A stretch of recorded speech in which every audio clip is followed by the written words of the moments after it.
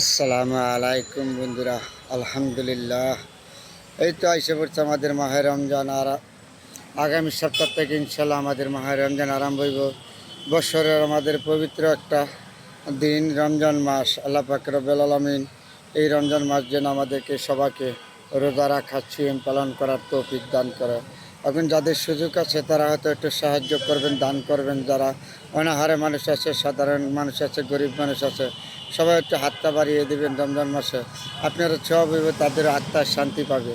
কিন্তু আমরা মানুষ হিসাবে একজন আরেকজনের সহযোগিতা করব, এটা হইলো সর্বোচ্চ বড় কথা।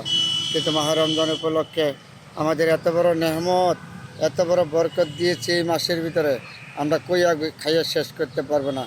এই পৃথিবী থেকে আমাদের জন্য এত নেহমত দিয়েছে এই রমজান মাসের জন্য, আমাদের জন্য আল্লাহ পাক রব্বুল আলামিন। এগুলি যেন আমরা সুন্দরভাবে পালন করতে পারি, আমল করতে পারি। সবার সাথে যেন রমজান মাস মহব্বত, ভালোবাসা দিয়ে আন্তরিকতা যেতে পারি। যদি আপনার তৌফিক থাকে, সুযোগ থাকে, তাহলে সাধারণ মানুষ যারা আছে রাস্তাঘাটে, তাদেরকে, যারা রোজা রমজান পালন করতে পারে না, তাদেরকে একটু হাতটা বাড়িয়ে দেবেন। আপনারা সব হইবে, তাদেরকে সব হইবে।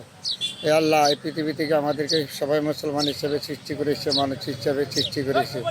কেউ যেন কারোর সাথে হিংসা, পিউন, অহংকার না করি। সবাই যেন মিলেমিশে থাকতে পারি। এই মাহে রমজান উপলক্ষে যেন সবার সাথে সবাই আমরা মহব্বত দিয়ে থাকতে পারি। আল্লাহ যেন আমাদের সুন্দরভাবে এই রমজানটা পার করে, আমাদের নেহামত আমরা যেন ভোগ করতে পারি। আল্লাহ পাক রব্বুল আলামিন সবাইকে যেন সেই তৌফিক দান করে। আল্লাহ, তুমি জানো না মানুষকে তুমি এই রমজান মাসে এত বড় নেহামত দিয়েছ, এত বড় তৌফিক দিয়েছ, তা আমি ছোট্ট মুখে বইলা শেষ করতে পারবো না। তারপরে বলেছি আল্লাহ পাক রব্বুল আলামিন যেন সবাইকে ভালো রাখে, সুস্থ রাখে। এই রমজান মাস যেন সবাই সুন্দরভাবে পালন করতে পারে।